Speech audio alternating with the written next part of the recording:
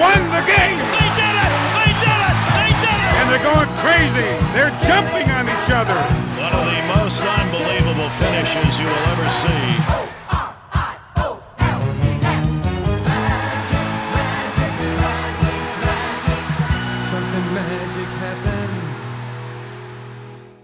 And welcome to it. Thanks for being with us here on Orioles Magic, the podcast. Brett Hollander and Geoff Arnold, and really special guests, as we always say, Geoff, but we really mean it every time because this is a former Oriole All-Star closer who's had a fascinating professional baseball career, saved 50 games in a season twice, and was a big part of some really special Orioles teams. Talking about the big right-hander, the big sinker baller, Jim Johnson.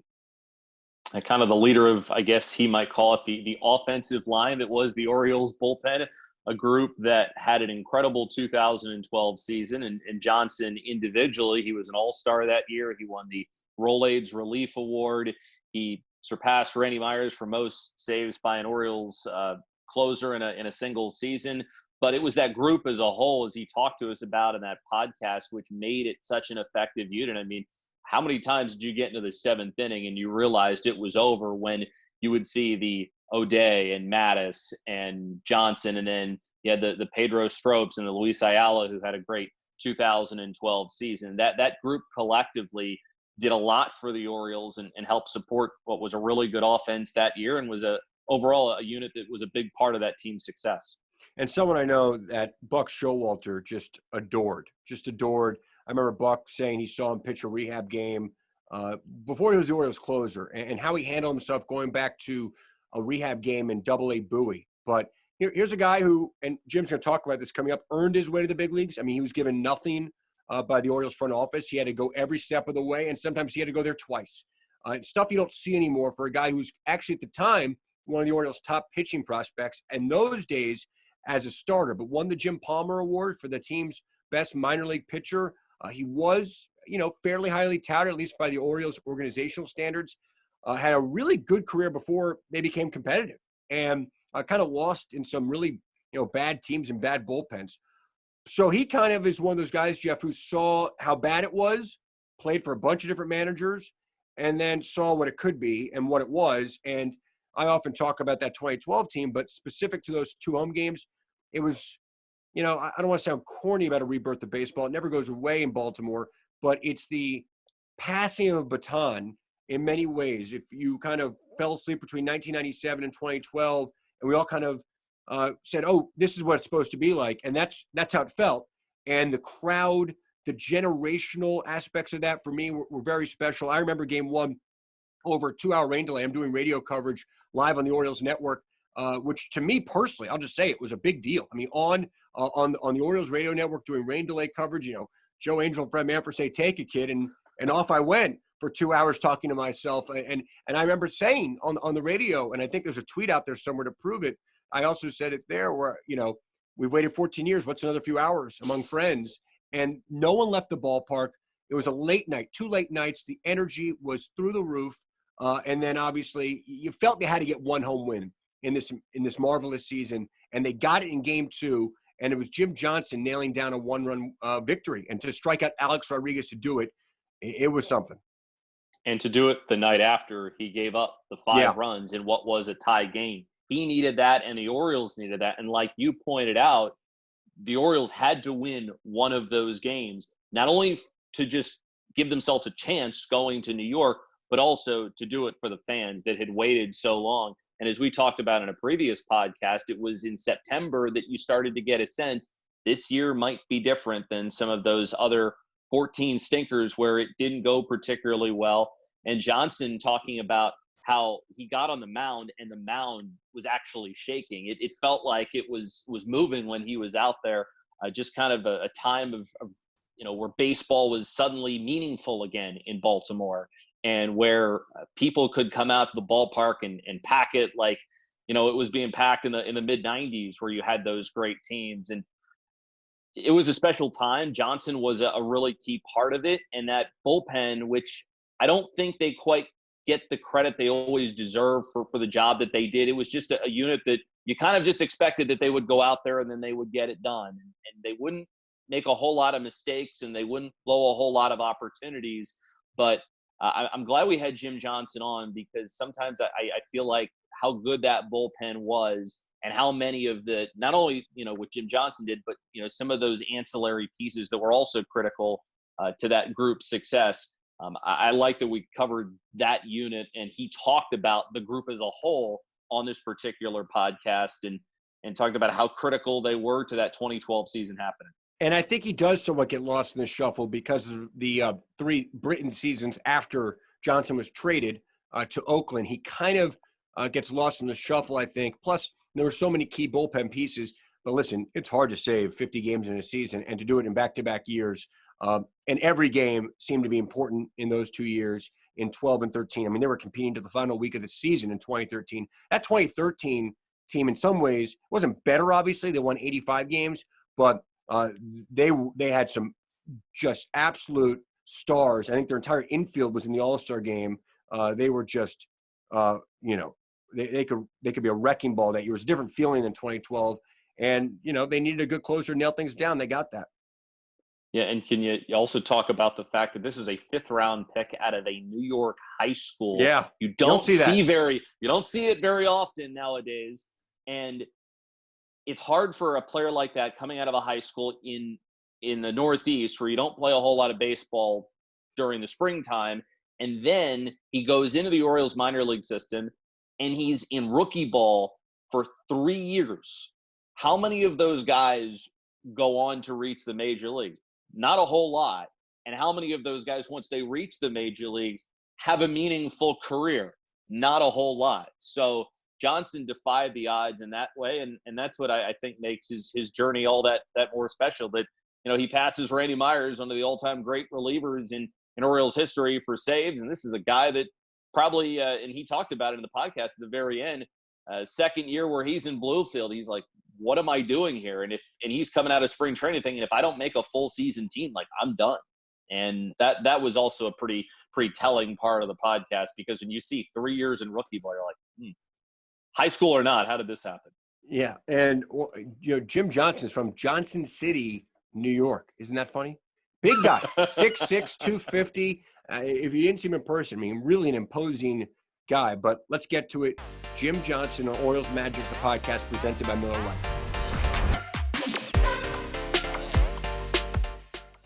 All right, joining us right now on Orioles Magic, the podcast presented by Miller Lite, is former Orioles All-Star closer and someone who pitched 13 big league seasons, 8 of those with the Baltimore Orioles, the team that drafted him. Former Oriole closer Jim Johnson is with us. Jim, thank you so much for coming on. We appreciate it. Yeah, thanks for having me on. And I know everybody's starving for some sports right now, so I'm glad to join. Well, it's great to see you. Great to talk with you. You saved 101 games in 2 really fun seasons in Baltimore, and obviously you were an established reliever before that point. But before we get rolling on kind of your career in the Orioles, I want to talk about the 2012 ALDS. Of course, you save it and close it out in Game 2, and I remember that night well. And there's video of this. Craig Sager, the late legendary sideline reporter for Turner Sports, held up one of those machines that measures the volume of the crowd noise, and he said it's the loudest venue they've ever broadcasted in. Tell us about the crowd those 2 nights in Baltimore against the Yankees. Yeah, I think, the first night, that was incredible that we had, the first playoff game, like you said, in so many years. And, you saw how starved the fan base was, and they packed the house. Unfortunately, it wasn't one of my better games, and we let that one get away. So Game 2, I kind of wanted to prove a point that, hey, we went through a lot that year as a team, and a lot of people weren't really buying into the fact that we were gonna put up a fight in the playoffs. I think a lot of people kind of just thought that, all right, it was a feel-good story for the season, and that, they're going to play the Yankees and they're just going to, just bounce out real quick. And I think winning that Game 2 at home, I do remember specifically as I was warming up for Game 2, the crowd game 2 I felt like was even louder than game 1 when I came in the game. And I think it was, game 1 I came in, it was a tied game. Game 2 I came in, we were up by, I think, 1. And I remember getting on the mound, and before I was even throwing the pitch, I could actually feel the vibrations of the stadium on the mound. So I distinctly remember that.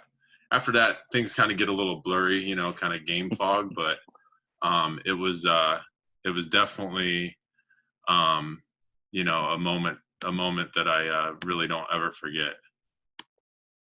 After game 1, how long did it take before you were able to put it behind you and quickly shift your focus to game 2? Oh, I mean, it bothered me until I got home. I kind of had I guess it was kind of a good technique of, once I left the clubhouse, like as soon as I walked out the door, whatever happened. I knew I left it out on the field. So, I would never get upset with myself. I would get frustrated that I wasn't able to do what I wanted to do in the game sometimes, then that's how things happen. But yeah, as soon as I walked out the door of the clubhouse at the end of the game, I kind of left everything there. And, I was able to forget about it and then come in fresh the next day. So there's obviously no doubt if the Orioles have a 9th inning lead, you're going to get the ball in that 9th inning. You have to go through Jeter, Ichiro, and Alex Rodriguez to close out game 2. At that time, A-Rod is a true villain of baseball. I mean, and he's struggling in the playoffs. It's kind of his MO, especially at that time. But you get him, if I recall correctly, you're obviously going with your pitch, the sinker, almost the whole way, and you strike him out. And I think at that moment, it's one of the loudest ballparks or venues I've ever heard. Yeah. Can you recall that at bat against Rodriguez at all? I remember. I couldn't remember who the second hitter was. I always know, it seemed like every single game I played against the Yankees, I always had to face Jeter every single time, and he knew what I was going to do, and it was just a matter of if he got a single or if he got out. It was just so.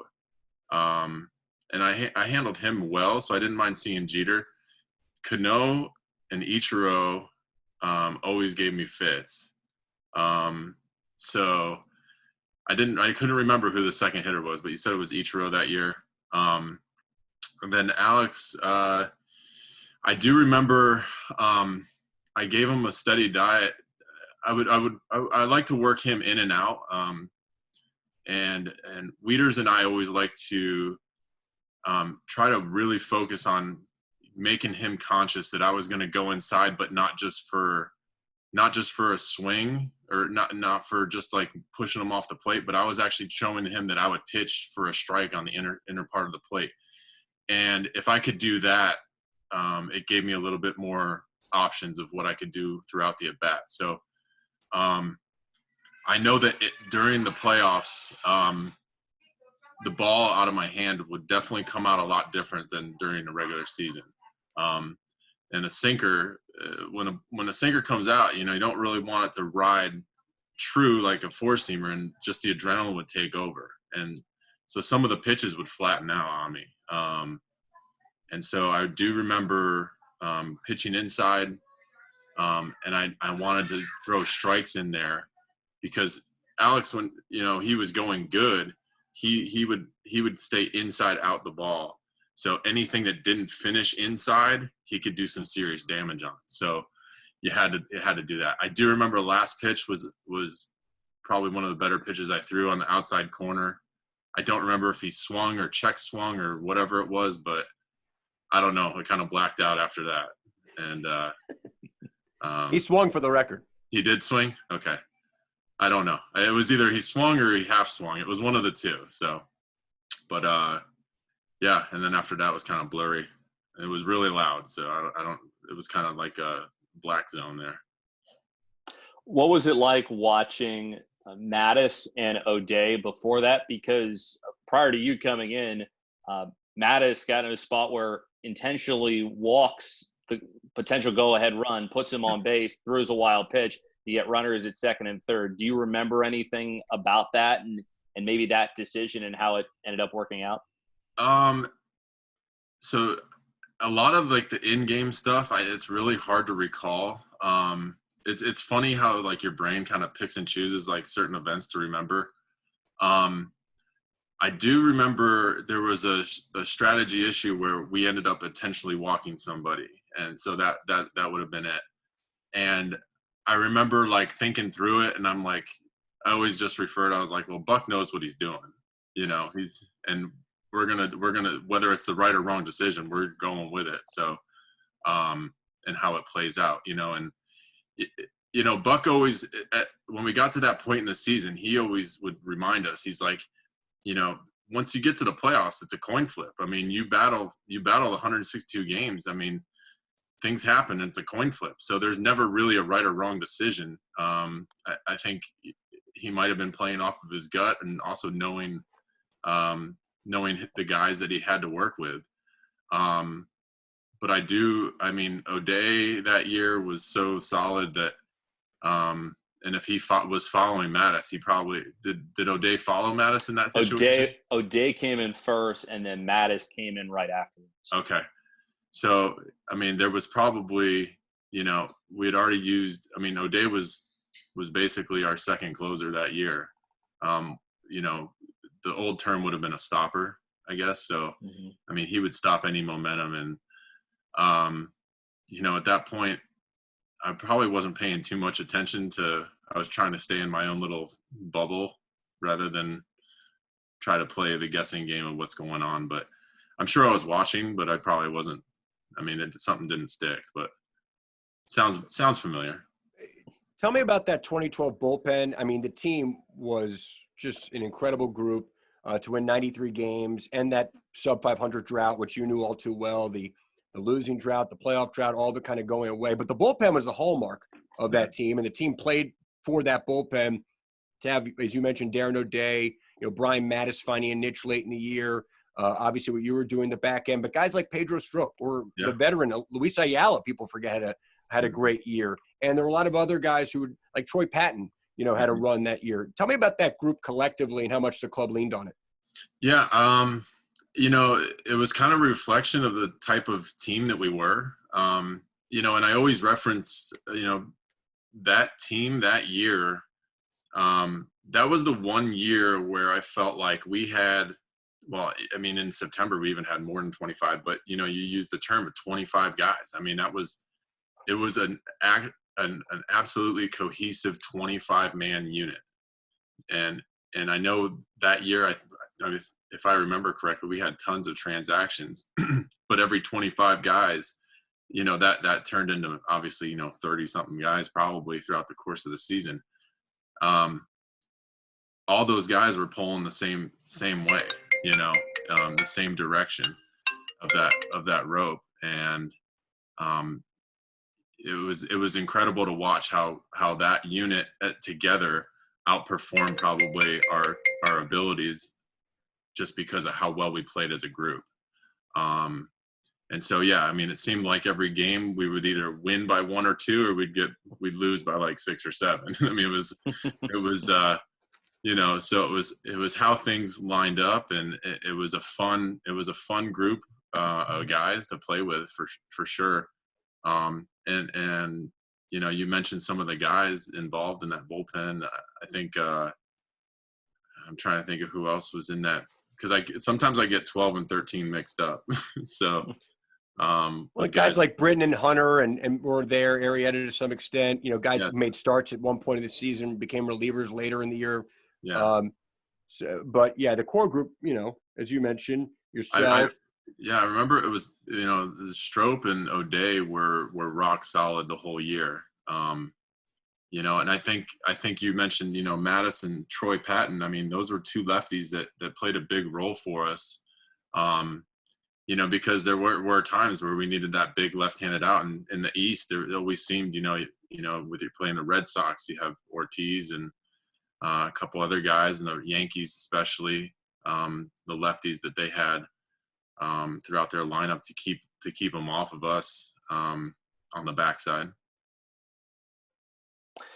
For ODay, you called him a stopper, but what did he kind of mean as as one of the leaders of that group to kind of get everybody into a good headspace when you went out to the bullpen, that you were going to be able to perform and pick up outs at the end of games? Yeah, well, Darren, outside of what he brought as a pitcher on the field, he was our most seasoned with playoff experience in that bullpen at the time. So he was able to help guys, understand, how things are going to go and preparing them for the playoff atmosphere.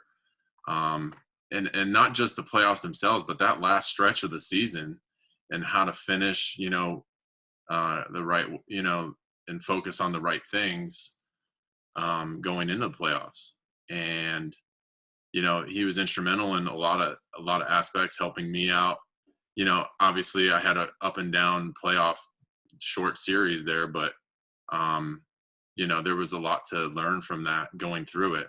And, but Darren was instrumental in helping everybody out, trying to, explain, how things are going to go. You normally might pitch, if you normally pitch like Darren would usually pitch around the 7th, but sometimes, if a situation came up in the 5th, he might be in the game, and it's a different animal because you only get that short window to move on. Obviously, before the division series against the Yankees, there's the wild card game in Texas. At this time, the Rangers have won back-to-back pennants. The Orioles, they're a playoff team. They won 93 games, but you really want that home game, or at least in this case, 2 home games. You had to get there. It's Yu Darvish versus Joe Saunders. That's the pitching matchup going in. And you get the ball protecting a 5-1 lead in the 9th. It's, kind of flukish, but the bases are loaded and the time runs at the plate, and it's Murphy is the batter. What's your recollection of that? And I mean, I was doing post-game radio afterwards here in Baltimore, but the collective Baltimore metropolitan area sigh and then kind of celebration after the fact was just, it was something else. And then the buzz to get ready for the Yankee series. Yeah, I mean, in that, I don't remember how I got in that situation, but I do remember, I was like, how did this happen? Where are we right now? Kind of moment. And I'm like, there was a couple guys that came up and we had 2 outs, and I'm just trying, I'm like, at the point, I'm like, there's, I'm like, literally, like, I didn't care if a guy hit a ball out of the park before the bases loaded, obviously.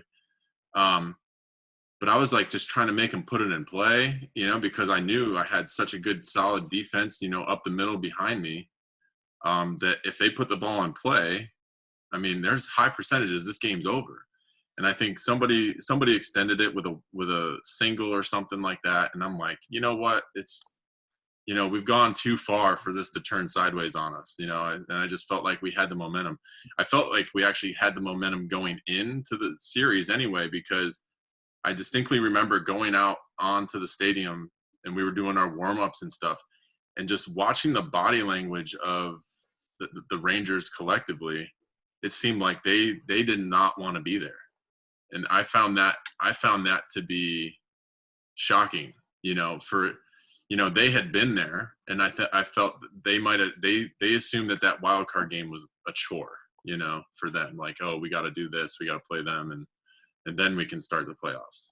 For us, we were like, this is our chance to get in the playoffs and show that, things weren't a fluke and so on and so forth. And so I think just the collective feeling before the game, I was confident going in. I wasn't going to say anything, obviously, but me personally, I think us and as a group, I think we all felt confident going into that game, whether it was Joe Saunders or whoever pitching. And Joe, don't sleep on Joe Saunders. He pitched some really big games for us that season when we got him, and he was a great teammate, good clubhouse presence, and great for that organization.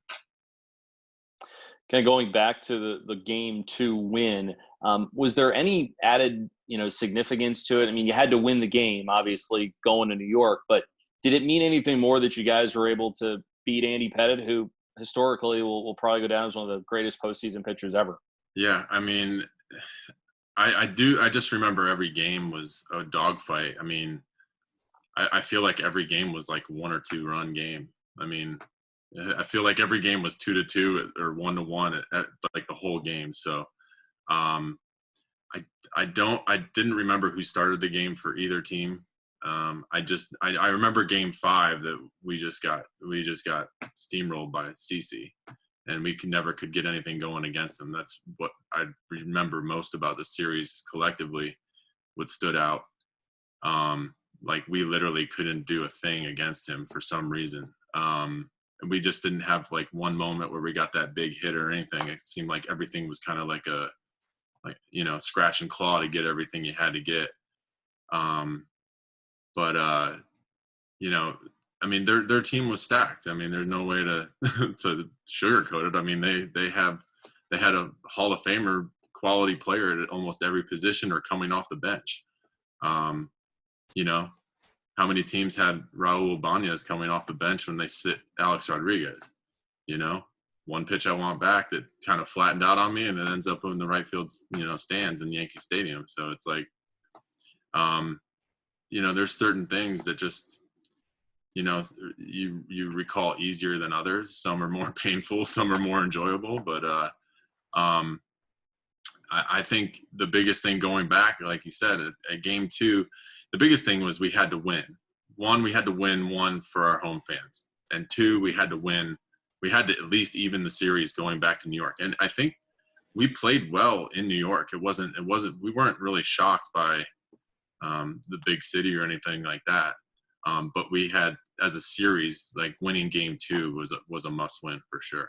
We talked about that 2012 team earlier. And again, there were so many kind of ghosts from the Orioles of the 14 prior seasons. To get over that hump and actually start believing the team was a contending ball club.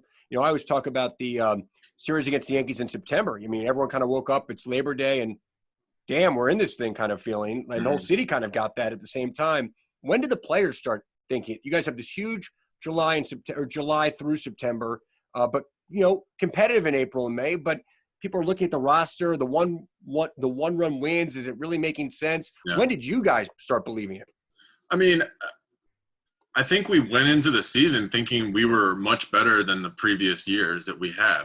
To say that we were playoff contenders in April, that's hard to say. May, not so much. But I think, All-Star break time, you've already played a little bit over half the season, and we faced everybody in our division. We know what we're facing. We kind of have an idea what we have as a team. And then you're hoping that, with the trade deadline coming up, that things kind of get settled a little bit more. So there's kind of like from the All-Star break to the trade deadline, things can kind of go one way or the other. You can, teams can try to bring in guys that, and it offsets the balance, or the trades that come in or happen help us out. And I think, they brought in the right pieces, the right character pieces. They might not have been the most flashy guys that they're bringing in, but the guys that did come in and ended up helping us out were instrumental, and gave us that little boost, because I mean, that is the fight from July and August. I mean, those are the make or break parts of the season. And then I think probably the team as a group, we thought, we were good enough to be in the playoffs around the All-Star break, but then as the trades happened, trade deadline passed, and we kind of see what we have in an established roster and see how we're still competitive. I think that's where we're really like, all right, let's do this thing, I think you guys figured you could make a jump after, you have obviously some talented guys in 2011. It just didn't end up working out very well. But as you go into 2012, did you kind of see yourself as, how much better did you think you were going to be from 11 into 12? Because, did you feel like it was possible that you could put the inverse record up from, what it was the previous year? I didn't really think of it that way. I just think of it more of, I always approached every season of trying to just win as many games as we can. Whether you're a playoff team, there's some seasons and some teams where you win 85 games, you're a playoff team, in other seasons, if you win 90 games, you don't make the cut, So we knew that it's actually funny that I'm remembering this, but I do remember in spring training that year, I walked into one of the coaches' offices, and on the board is the entire American League East and positions. And I'm like, what is this? And I think it was Buck walks in and we're talking, and he said, we need to figure out how we're going to beat. That's who we have to beat. He's like, we don't need to worry about beating, teams in the Central and the West. We need to worry about the teams in our division. So we need to know how we're going to match up against these teams. So he had it from the get-go, like the only way to the playoffs is through our own division. We have to be competitive in our division. We can't just sneak in, and try to pick up wins against other teams in other divisions. So the focus was focusing on how you're going to beat the Yankees, the Red Sox, the Rays, Toronto. I mean, they were all good teams in different parts of the season. So if you have a winning record against those teams, you're gonna find yourself in the right spot. Jim, you played for a few different skippers before Buck, to say the least, but even going back to when you debuted in 06 and 07 with the Orioles, what was the Buck factor as you see it? He gets there in August of 2010 for a really bad team that already had a couple of managers that season.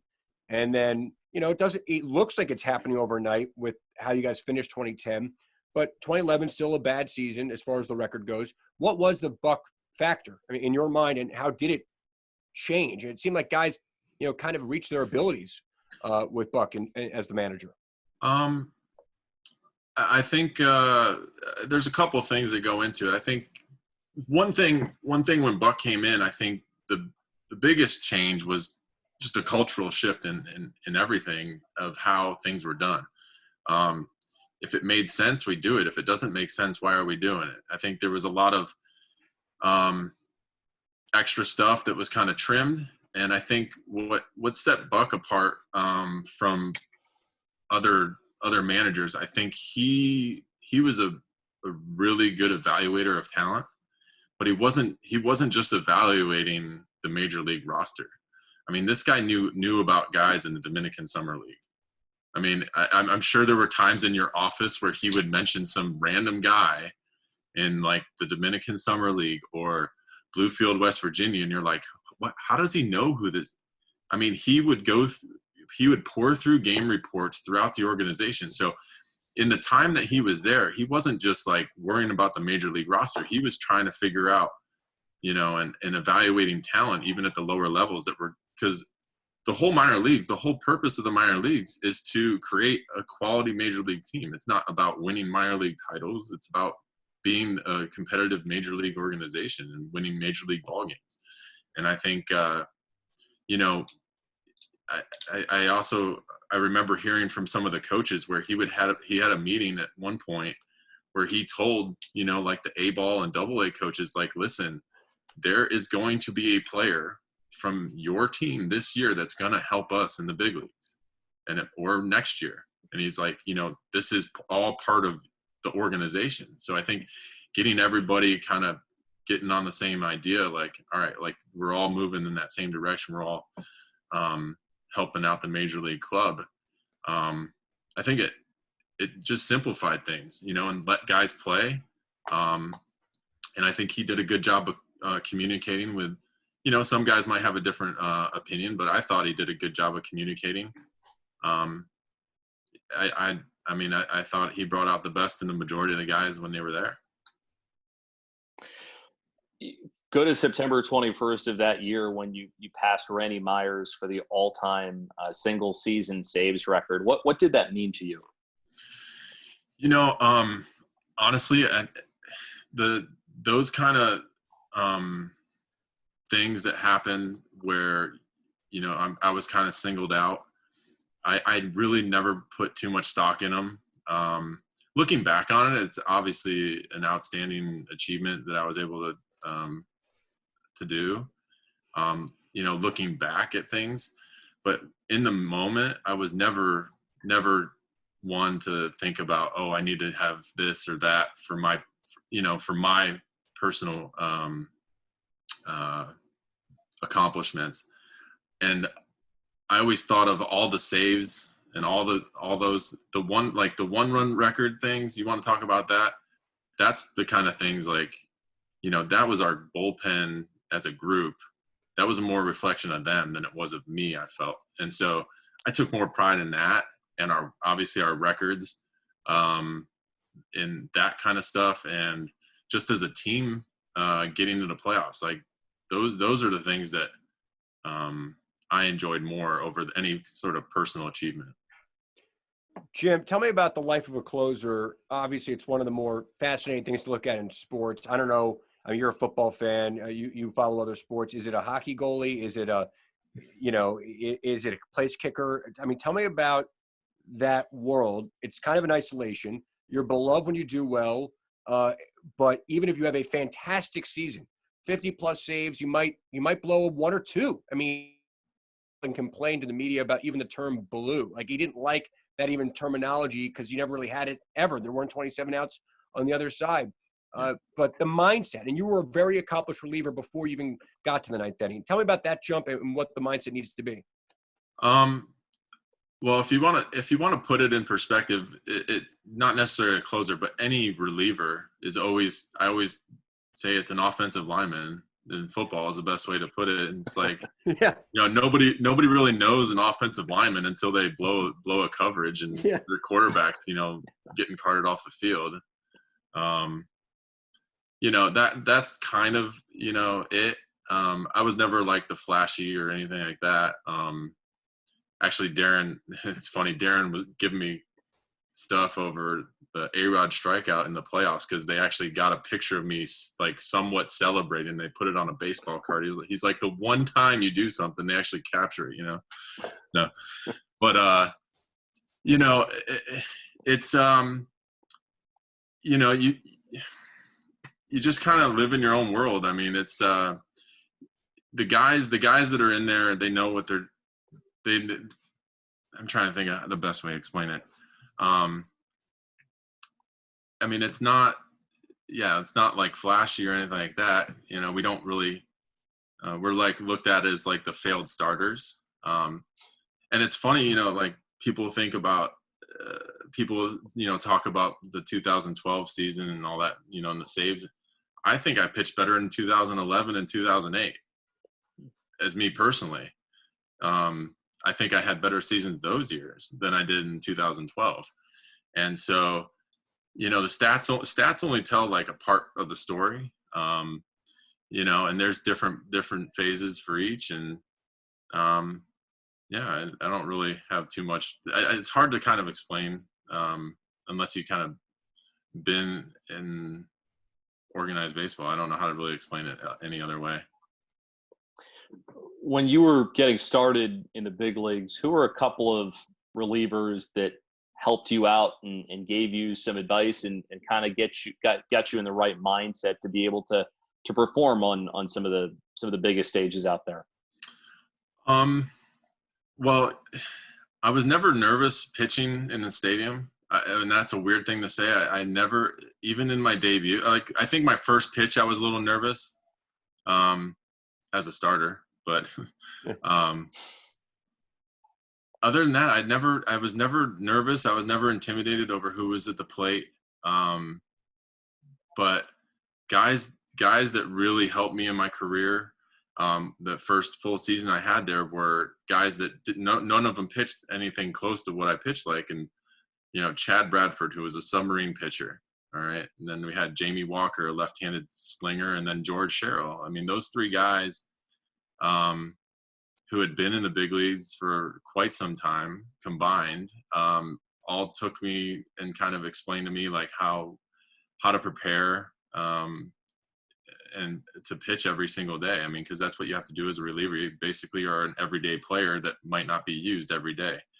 And so, they did a good job of helping me understand that because that was my first time ever pitching out of the bullpen exclusively. Up until that point, I'd always been a starter. And so having those guys around and to teach me, and then I've been able to help certain guys in bullpens that I've been on for the years after. And hopefully, I was able to make an influence or impact on other guys that came after me. Jim, you had a pretty lengthy minor league career. I know you were drafted, pretty young. You don't see that much anymore. I mean, you hit every level. I think a couple of seasons in Bluefield. You mentioned that, but mostly as a starter. But tell me about your experience, kind of going through a system, playing in towns like Bluefield. I mean, this is stuff we may not see in the future. Going to Salisbury, Maryland, going to Bowie and Frederick, Maryland. Tell me about those experiences looking back almost 20 years later. Yeah.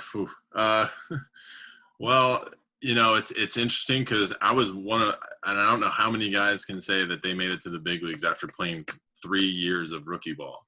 So that's probably not going to happen anymore. Yeah, I mean, I was drafted out of high school. I graduated. I was 17. So I was fairly young. And then they shipped me straight down to Florida to play in the Gulf Coast. I played a couple hot months here. But when I first got here, they were really restrictive on my pitching and how long I could go. And I was really frustrated by that because I wanted to start moving up the ladder. And I felt like I had training wheels on the whole time. So they were doing that, I think, because they were, I was a northern kid, so wasn't used to pitching, longer in the season or so on and so forth. And so I think that's what the idea was and why they brought me along so slow. And I was still growing, which was kind of weird. Being younger, I wasn't even my full height at that time. I grew another 1.5 inches after I was drafted and filled out, added about 45 pounds after that. So, but, then going, and then all the extended spring trainings, I mean, there's lots of hot months in Florida that I spent. And then Bluefield, West Virginia twice, unfortunately, which I was frustrated with that one because the second time I went was the first year that they had Aberdeen. I really wanted to go to Aberdeen. That would have been a great place to play. But they wanted to have a bunch of college kids, and for some reason I didn't make the cut. And then after that, then I started kind of progress at the rate that I wanted to. It was basically one spot and then move up, and then one spot, move up, and then to AA, and then cup of coffee, after AAA, and then make the team basically the next year. 3 years in rookie ball, even if you were a 5th round pick out of high school, that has to be extremely frustrating. Was there ever a time along that challenging stretch where you're like, maybe this isn't going to work out and what am I doing here? Oh yeah, but absolutely. I think that second time going to Bluefield was pretty tough for me. I think I had many long conversations with myself about, am I really doing this? Or what are my other options? And, at that point, I think I had a couple more conversations with family members, my parents, and just try to figure out. And I think ultimately I decided I was going to go to spring training the next year. And if I didn't move anywhere, then, to where I wanted to be and be productive, then that was probably going to be my last season. Yeah. Amazing. 13 big league seasons after all of that. We'll end on this, Jim. Tell us about the development of your pitch, your sinker, that power sinker, and how you learned it and how you executed it.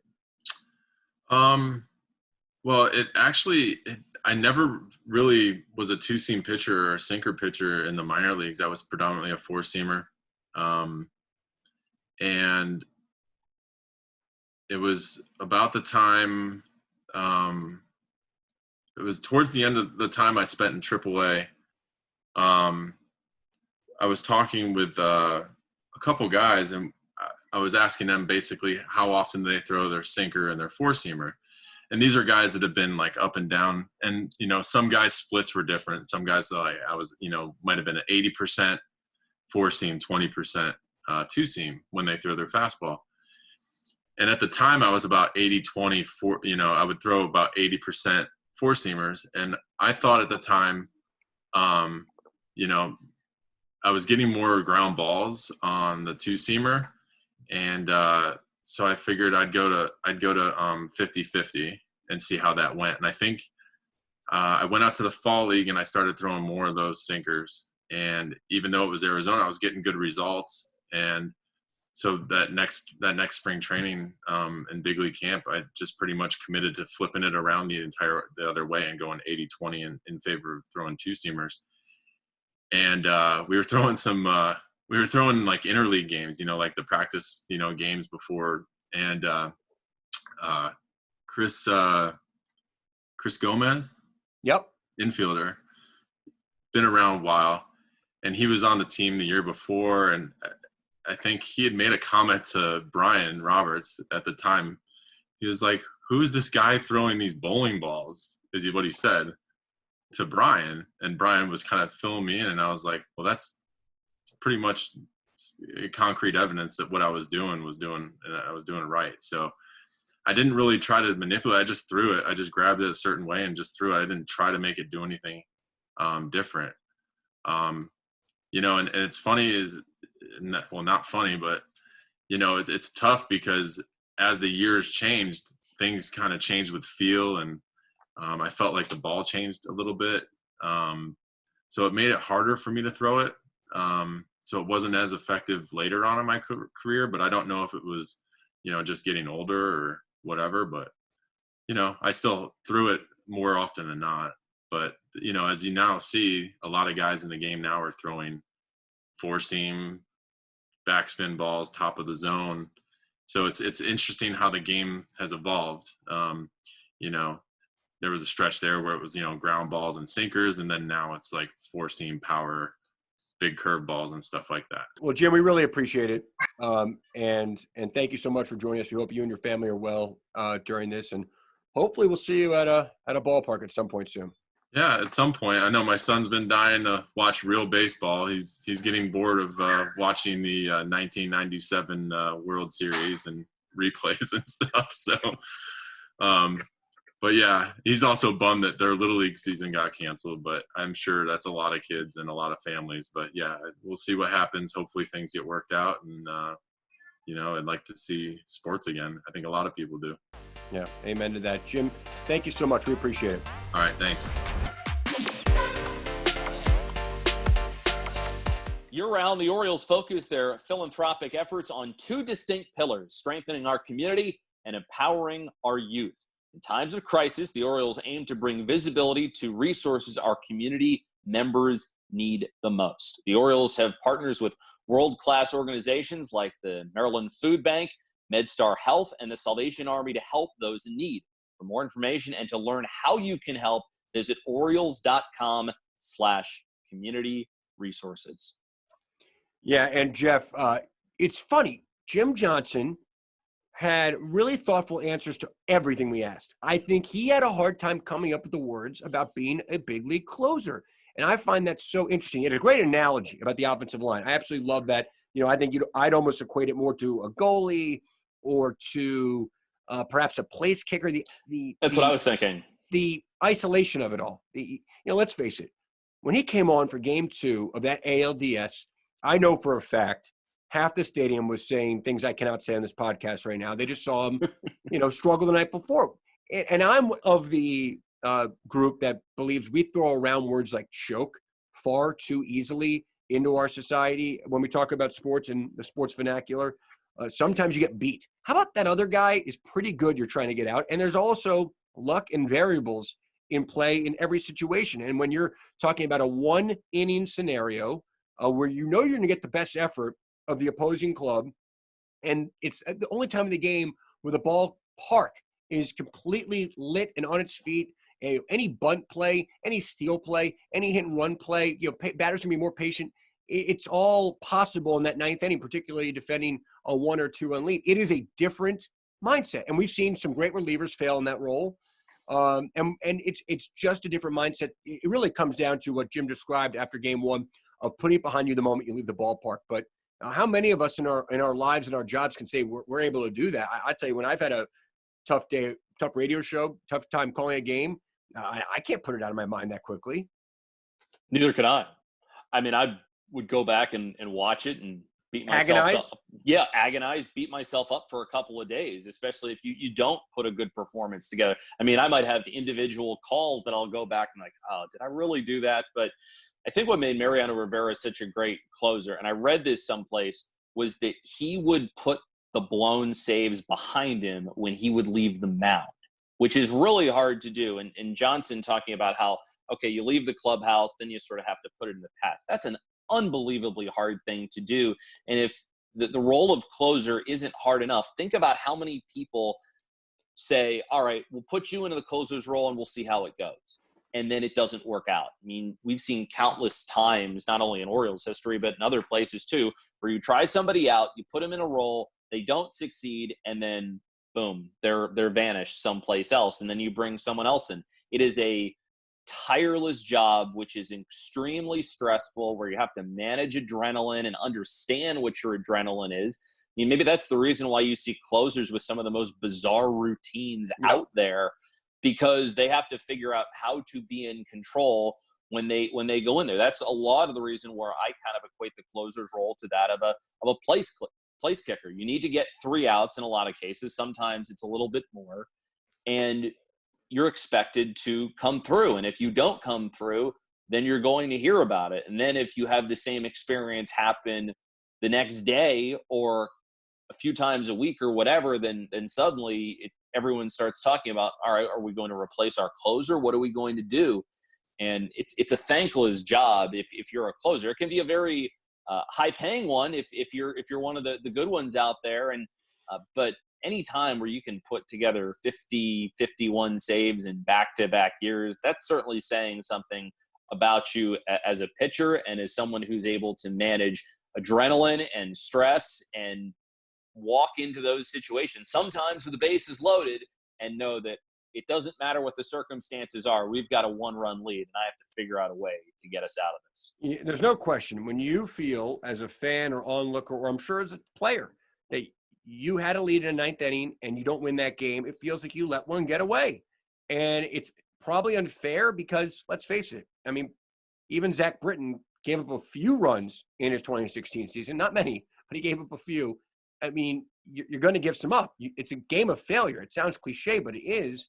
And even the greatest hitters of all time, obviously the old saying is fail 7 out of every 10 times up. And the same in a different sense can be true for pitchers. So it's a tough job. You think about the greatest closer years in Orioles history. Johnson's had a few of them. Zach Britton's had a few of them, obviously. I think people look at his pure numbers of 16 and say that's the best year maybe of all time for any closer. And then Randy Myers in 1997. I think he went 45 of 46 with a really slim ERA, and he only blew 1. I think Jason Giambi had a home run off him at Camden Yards one day. So that's it. That's the group. And Greg Olson had a few of them, no doubt. But there are other guys along the way, because if you have a closer, you get those opportunities. The saves number is going to pop up. But those are the ones that probably stand out in Orioles history. But great talking to Jim. Always thought he was a really cerebral guy. I think really well respected by his teammates. And I think when you go out there and the meaningful games they played, and someone who kind of saw the losing seasons through to the other side, he gets a lot of respect from a lot of people. So a lot of fun today, Geoff. We're going to go back to another division series coming up. We're going to talk some Orioles playoff baseball back in 1996, playoff baseball to Camden Yards for the first time ever. Some fond memories of these games. We'll get into that coming up in our next episode. So until then, Geoff, stay healthy, stay well, and we'll talk soon. All right, partners, stay safe. And this has been another edition of Orioles Magic, the podcast presented by Miller Lite.